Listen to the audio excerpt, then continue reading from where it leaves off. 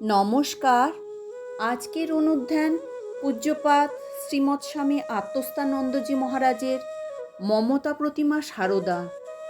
আজকে তৃতীয় পর্ব। শ্রী রামকৃষ্ণ আছেন দক্ষিণেশ্বরে, শ্রী মাও আছেন ওখানে। শ্রী রামকৃষ্ণের কাছে আসতো এক পাগলি, তিনিও সহানুভূতির সঙ্গে আলাপাতি করতেন তাহার সঙ্গে। জানা গেল পাগলি মধুর ভাবের সাধিকা। একদিন তিনি তার অন্তরের কথা নিবেদন করলেন শ্রী রামকৃষ্ণের কাছে। স্বভাবতই সদা মাতৃভাবে ভাবিত শ্রী রামকৃষ্ণের মন হয়ে উঠল বিদ্রোহী। পাগলির বিজাতীয়ভাবে তিনি ক্ষিপ্ত প্রায়। ঘরের মধ্যে পায়চারি করতে লাগলেন, আর তার প্রতি বর্ষিত হল গ্রাম্য ভাষায় অকথ্য তিরস্কার। খসে পড়ল শ্রী রামকৃষ্ণের পরিদেহ বসন।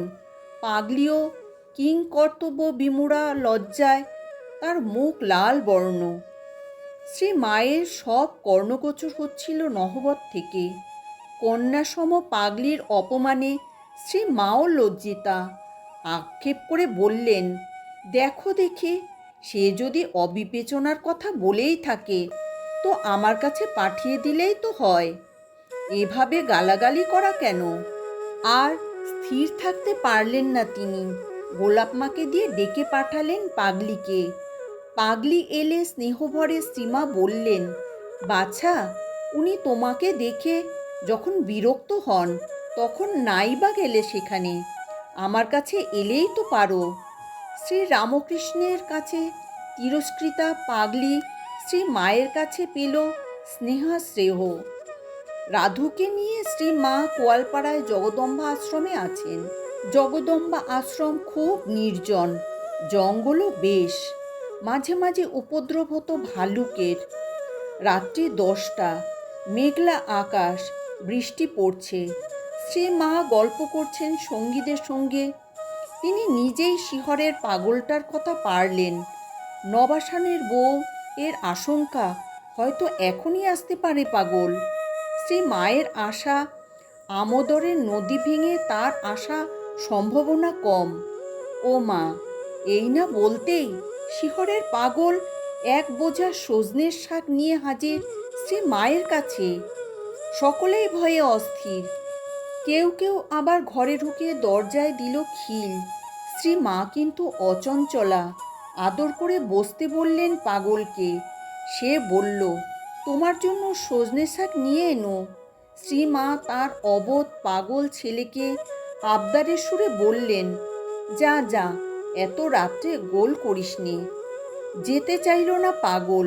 ভরা নদী, সাঁতরে এসেছে কোনো রকমে, ওভাবেই ফিরে যেতে বলল কেউ। শ্রী মা তখন অতি মিষ্ট স্বরে বললেন, লক্ষ্মীটি, গোল করিস নে।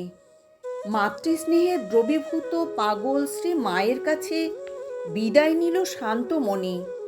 অবহেলিত শ্রীহরের পাগল হল মা সারদার সন্তান। শ্রী মা আছেন উদ্বোধনের দোতলা ঘরে। সন্ধ্যাকাল, আপন মনে জপ করছেন বারান্দায়। ঘরের বিপরীত দিকে সপরিবারে কুলিমজুরের বাস। হঠাৎ বন্ধ হয়ে গেল শ্রী মায়ের জপ। দেখতে পেলেন এক কুলি বেধড়ক প্রহার করছেন তাঁর স্ত্রীকে। লাথির চোটে মেয়েটির অবস্থা খুবই সঙ্গীন। আর থাকতে পারলেন না শ্রী মা। রেলিংয়ে দাঁড়িয়ে তীব্র ভৎসনার সুরে জোর গলায় বললেন, বলি ও মিনসে, বউটাকে একেবারে মেরে ফেলবি নাকি? মলোজা, যার গলার স্বর ঘনিষ্ঠ ভক্তরাও কোনোদিন শুনতে পাননি, তার এই উচ্চস্বরে সকলে চমকিত। ক্রোধোন্মত্ত কুলির দৃষ্টি পড়ল শ্রী মায়ের ওপর। সাপের মাথায় ওজা ধুলো পড়া দিলে যেমন হয়, ঠিক সে অবস্থা হলো তার। ছেড়ে দিল নির্যাতিতাকে। স্বামীর কাছে অবহেলিত স্ত্রী মাতৃ সহানুভূতি পেল শ্রী মায়ের কাছে। শ্রী মা ছিলেন অবহেলিতদের মা। আজ এই পর্যন্তই।